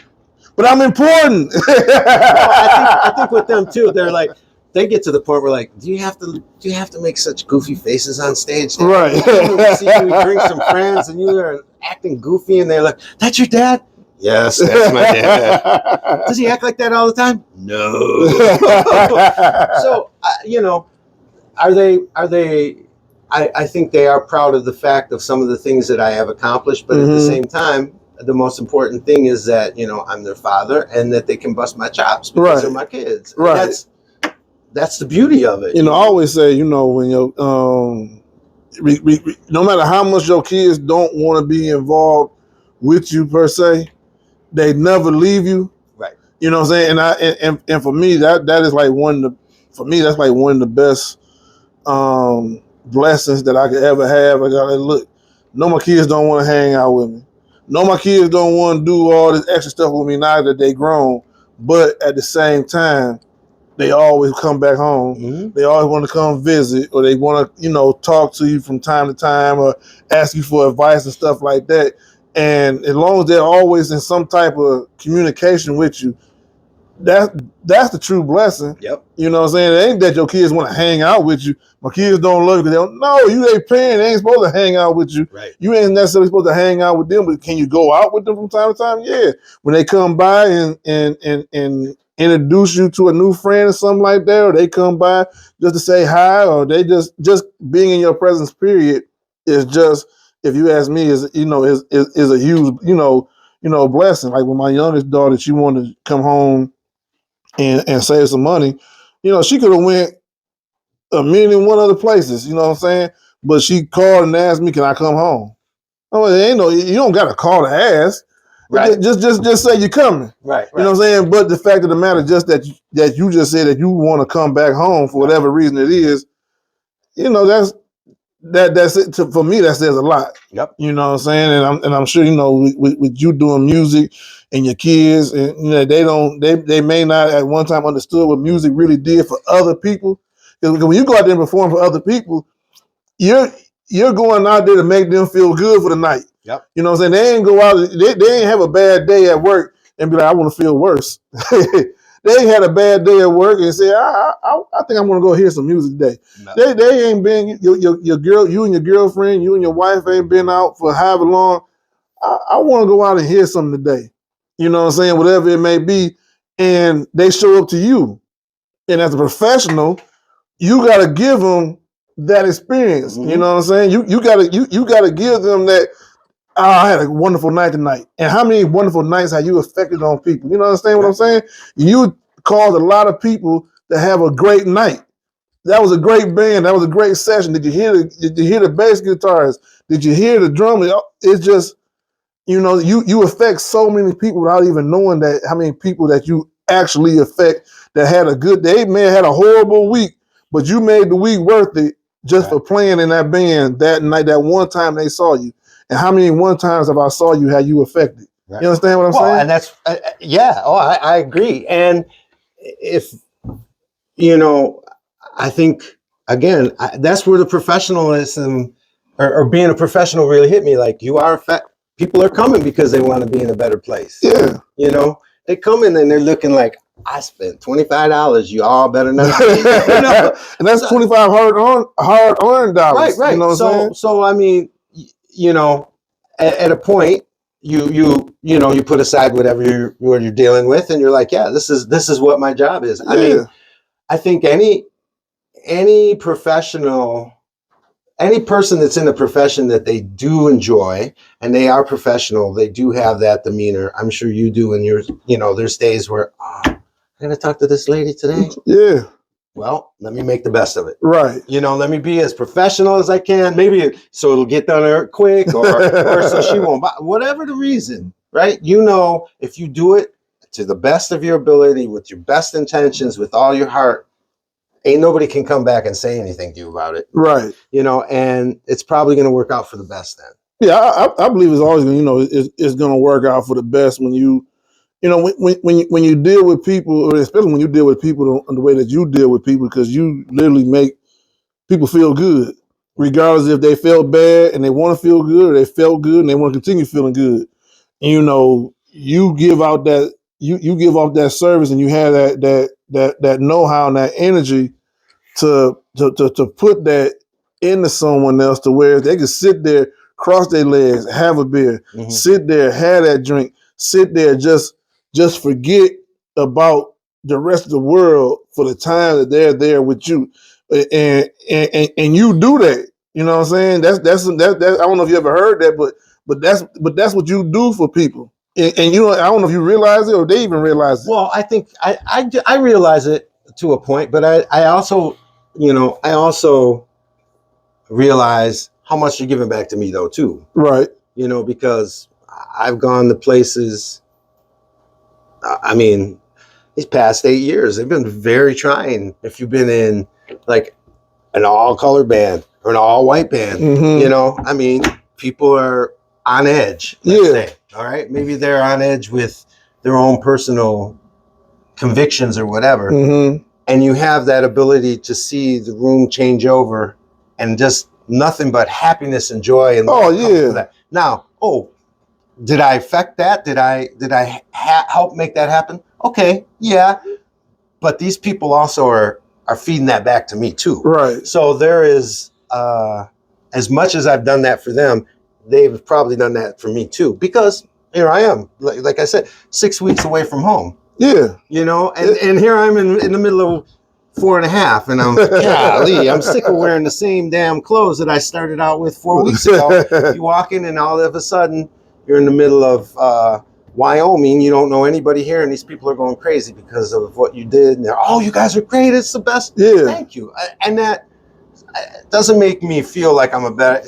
Thank you. You made my day. Thank you. Yeah, yeah. You know, I get that sometimes. You know, when people walk by and they say, you know, thank you for what you do, and you know, for me, it'd be like for me, it's like you know, this is what I signed up for. Right. You know what I'm saying? I mean, you know, I may not have signed up for all the other bullshit. I did sign up for it, but that ain't necessarily what I signed up for. But hearing it from this person over here by saying thank you for what it is that you do makes dealing with all this shit over here worthwhile. You know what I'm saying? Because I've been called so many motherfuckers and so many bitches and so many fat asses and so many everything else, but I can hear from 20,000. I can hear all that from 20,000 other people. But if I hear it, but when I hear from one person that says thank you for this, I'm like, shit. Yeah, it makes hearing from all 20,000 of other people negativities worth it just to hear this one person say, you know, thank you for what it is. Even though I'm humble enough to say, well, you damn right you should be saying that. but saying thank you in return. Right. Well, I think too, like, I think when where that's come across to me the most, and again, I've been very blessed with this. When I go to another country, I don't know what these people are saying. Yeah. You know, and they might not even know anything about me or care about me or know what I'm saying.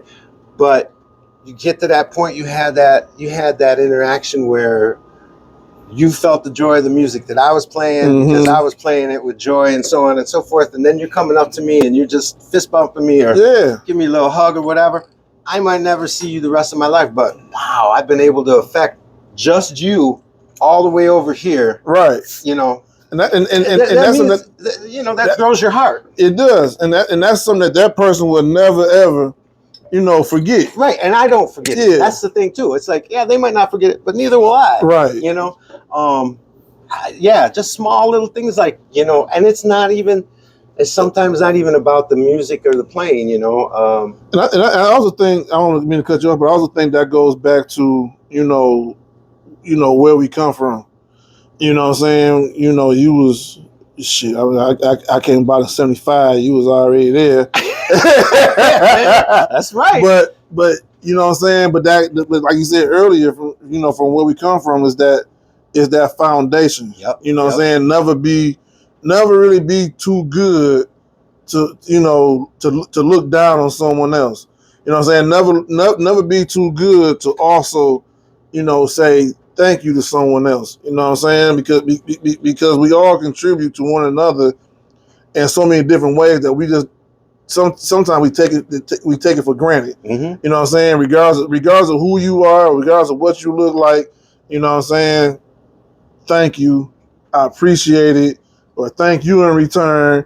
You know what I'm saying? And they ain't even gotta say nothing. Just know that, you know what I'm saying, by us being brought up the way we was brought up, you should say, you know, thank you. You know what I'm saying? You should be appreciative. You know what I'm saying? You should say, you're welcome. You know, you should, you know, base your how you deal with someone based on that on their content of their character. Yes. You know what I'm saying? And not necessarily, you know, the tone of their skin.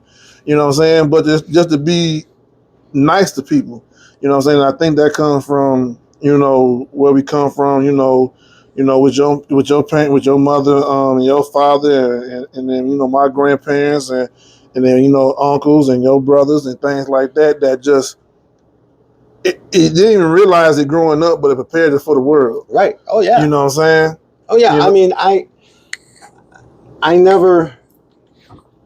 I can, you know, some of the richest education I ever received was growing up and being around Eddie and Tyrone and Brenda and your mom and Miss Dillard and Butler and all them other little dogs. It was always me. You remember Butler? Oh man, I never known your grandmother ever had a dog that wasn't mean. Butler, I was too young, but I ain't never know Butler was mean. Man, Butler, but I don't know if Butler was mean. He just had that look. I know Cuz was mean. Yeah. I ain't never realized. I remember I used to ride on Butler's back all the time. Well, yeah. I used to ride on his back all the time. But see, he was old by that point. Yeah, too, you know?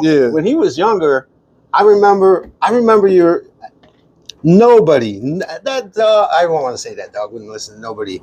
People would scream that dog's name. Your grandmother would go over, pick up a newspaper, and start to roll that up, and that dog would go and sit down. Golly. You know. So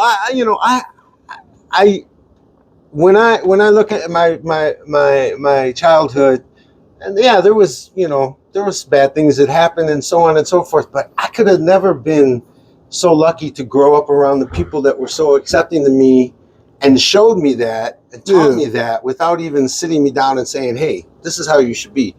It's like, this is just how it was. Right. You know, so when I started to encounter that the other way, it really was, that was probably more shocking to me than a lot of the other things that I had dealt with in life, because I had never really ever dealt with that before. Mm-hmm. Especially when I started getting on the road, you know, you go to certain parts of the country with certain bands and, you know, people are ignorant, I want to say in the best way. How did you deal with that? Deal with the ignorance of going to other parts of the country that wasn't too fond of you? You know, there are certain things that I started to have to think about that I never really wanted to think about. Like, okay, we were out on the road one time with the Florida band, and we were coming through Kentucky, and we stopped to eat. It was a restaurant, families everywhere. We sat for a long time to sit down. Now, to me, I'd already gone through some of this because we go to Frankenmuth. Yeah. You know, you don't think we had to sit there for a long time with all 8 of us, you know, and we're mixed. Now, I didn't think of it then until I got older. Like, yeah, they did. We can remember watching all those people go in and sit down and looking like, man, it's going to be soon. You know. So when I got older and I started realizing it and it started happening to me, it was kind of sad. And then it really made me think that I had to work not to let that be where I started to put my judgments in people, you know. So, a situation. On the road, going through Kentucky, we stop, we eat. Things I don't even think of. Order a hamburger. We're all sitting at the table together. The burger comes. I'm getting ready to go, and the leader band's like, wait a minute, you might not want to bite into that. And I'm like, what's up? And he goes, look around the restaurant. I'm looking, and he goes, how many of them burgers are coming out with the top on them and the bun not sitting up? So I'm like, let me think about this. So I look around the restaurant. Burgers will come open. Burgers here, here's the bun. Burgers here, here's the bun. How come mine came put together? Yeah. What you put in there? So you start thinking about stuff like that. Right. I never thought about stuff like that. You know, I would thought maybe they just liked me. Exactly. I lived in one of the first problems I had in Chicago. I got kicked out of my apartment. I had moved and I lived with my cousin. He lived in the city. I had another cousin that lived in Cicero. I didn't know nothing about Cicero. Me either. The only thing I knew about Cicero was that what's his name? The guy from there. The big gangster. The big gangster. Shit, he went in for IRS. Yeah. Him. Yeah. Al Capone. Al Capone. Okay, well, Al Capone, that was kind of his little city outside of Chicago. Well, man, it didn't say welcome to Cicero, no black people after dark. Nobody told me that stuff. Nobody said that to me. Right. I'm at school, hanging out with friends. I'm in a band, trombone player. We went to school together. Trombone player comes over, studying, hanging out, drinking, doing our thing in the evening, you know. It's late and he's taking an L. I'm like, just spend the night, man. Don't worry about it. We got class tomorrow in the morning, you know. Well, I got to go before you. I said, just get up. Let me know. I'll lock the door after you leave, man. Yeah. Make some coffee. Oh, yeah, cool. Out the door next morning. I come home from school that night, go up to my apartment. Mr. Veloz. Yes. And it was the landlady's daughter. Did you have somebody spending the night last night? I said, yeah, I had some friends here. Did they leave this morning? Yeah. You're not supposed to have. Wait a minute. I'm paying my rent. Yeah. I can have guests over if I want. Oh, well, we didn't say you couldn't have guests. So what are you saying? Just, you know, don't be having guests over. Well, what are you saying? So went over. About the next week, same group of people come together. And now it's the saxophone player who's there. Same thing. Same thing went on. Sure enough, I came home from school. She's coming to the door. You got a week to get out your apartment. I'm like, what are you talking about? I told you not to have people coming in, and I can't have them coming. So where I lived, the apartment was over the bar. Okay. And she ran the bar. And then her apartment was off the back of the bar on the first floor. I had the upstairs apartment over the bar, and there was another apartment on the back. She's like, I can't have people like that coming out of the side of the building. People think they're coming out to my bar. Oh, wow. I'm like, what are you talking about? What are you this is not, what are you talking about? Yeah.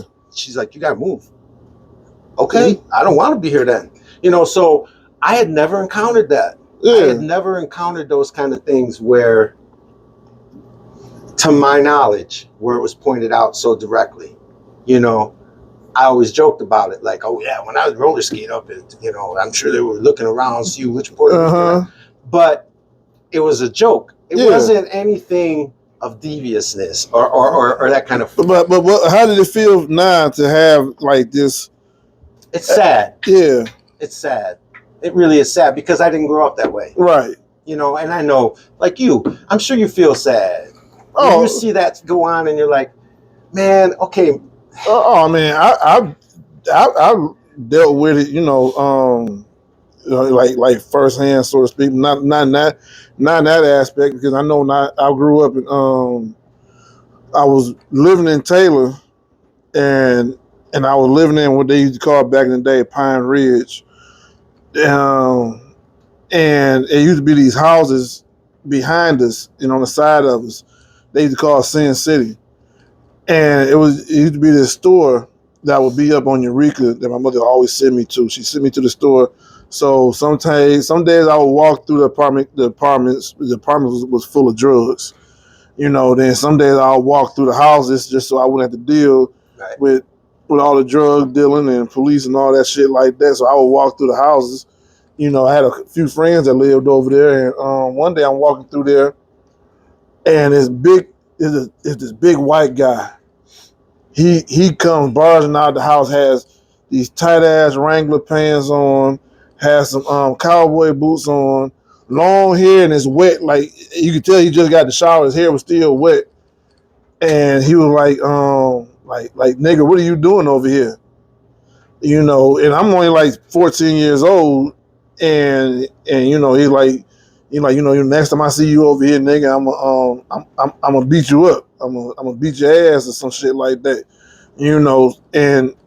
But at that time in my life, I had never dealt with anything, of that nature, and even, just dealing with that then, it was like, I don't know, it was like it was like, even though I never dealt with it, that fear just still ran straight through me, like, damn, I'm only 14 years old. This is a big ass guy.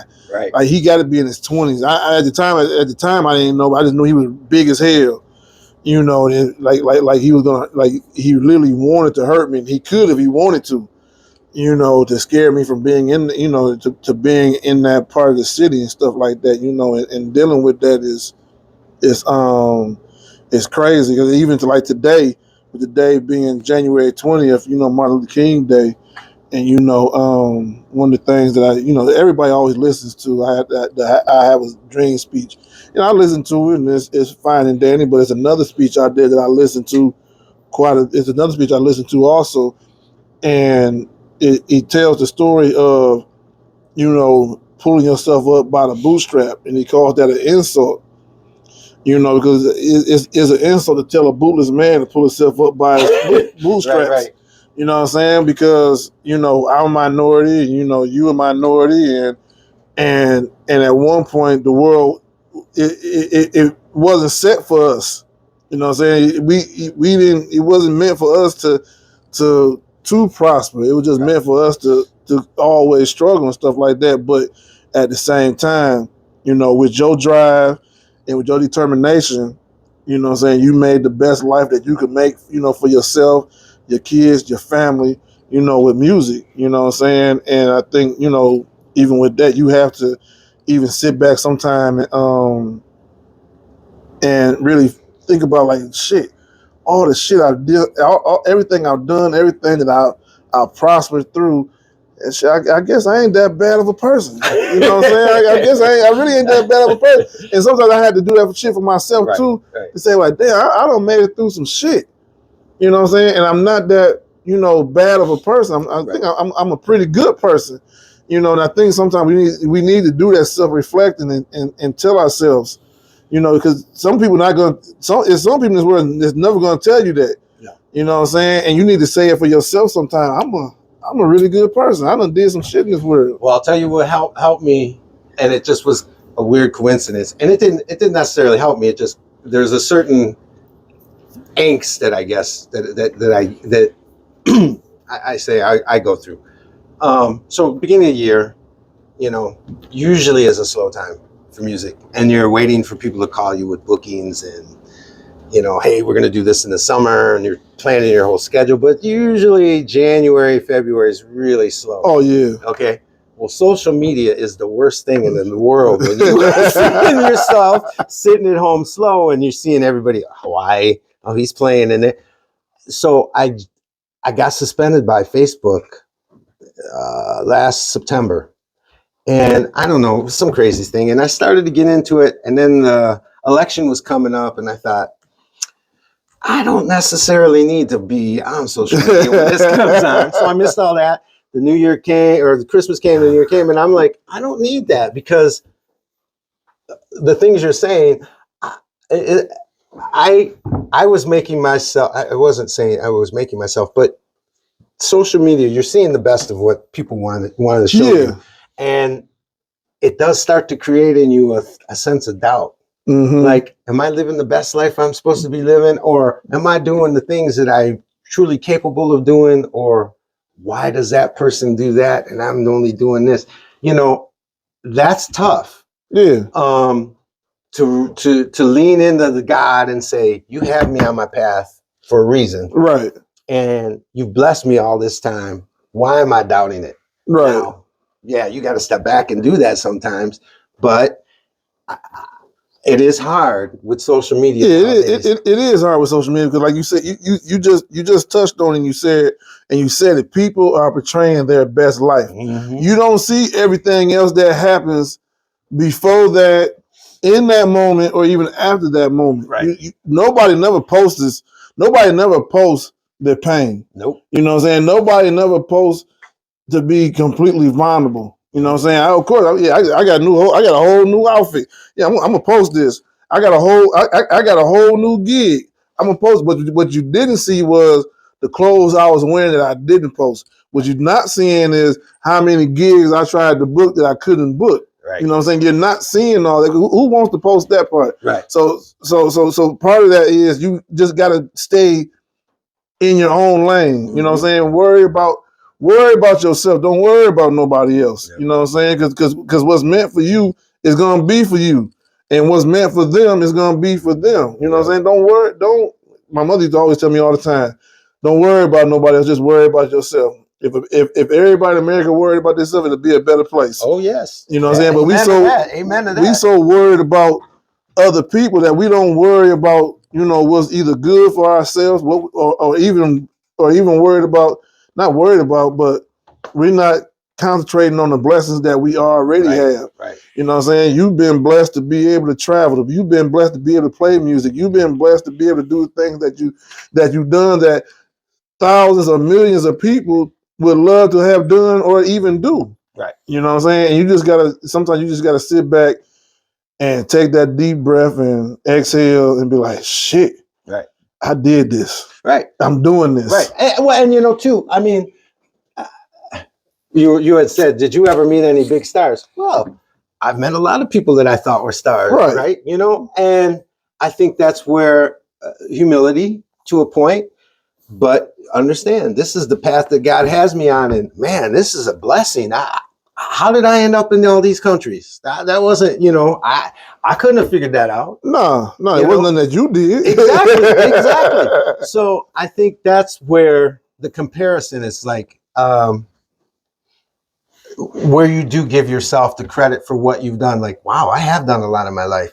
Am I going to rest on that? No, but I'm at least going to acknowledge it and not let it overtake and be the animosity I have towards the rest of the world that I see, and that's tough. With social media, it's really tough. Yeah. Like you said, like, oh, this is a new suit, but that ain't even, I'll go one further. Was that the first pick? Right. Or how many picks did it take before you got to that good one? Yeah. Or how many filters did you go through? Right. So how many other good suits you got like that? This is the only good suit that you had. Right. So you know what I'm saying? I think social media has been really good. I see the necessity, like if you're trying to promote stuff. Yeah. But at this point, it really can be, especially when the election was coming around. It's like, wow, this is some depressing stuff. Yeah. During the whole election, and everybody saying I'm gonna do this and I'm gonna do that, and this person this, and I never really get into politics. The only reason one reason why I don't get into politics because politics can destroy friendships, you destroy families. Politics is only going to do sound bites on this and sound bites on that. It's going to make this person sound horrible. This person going to make this person sound horrible. And then we're forced, not necessarily forced, but we're forced to make a decision on who it is that we're dealing with. And then on top of that, then it's going to force on, do you still mess with me because I support a person different than what you support? Right. You know what I'm saying? And the whole time, if you ask me, this is just my perspective, is that they're playing the common person against each other. Oh, yeah. You know what I'm saying? Oh, I agree. I mean, I will say,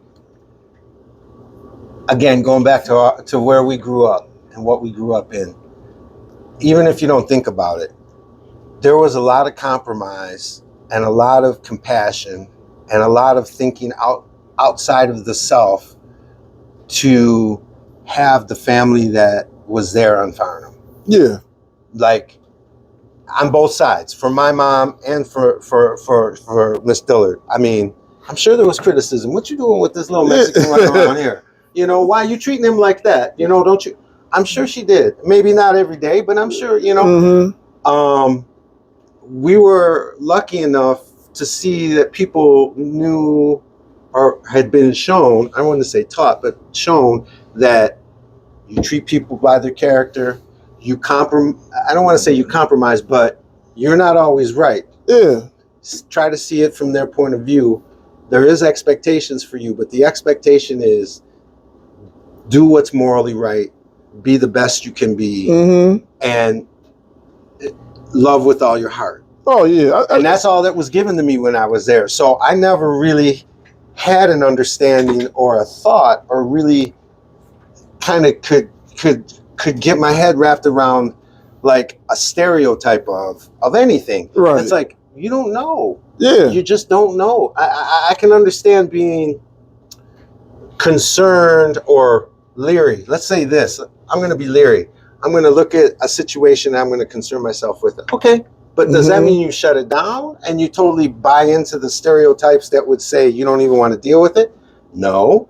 Maybe that pre-warning will help you making more discretionary choices when you're in a situation. Yes.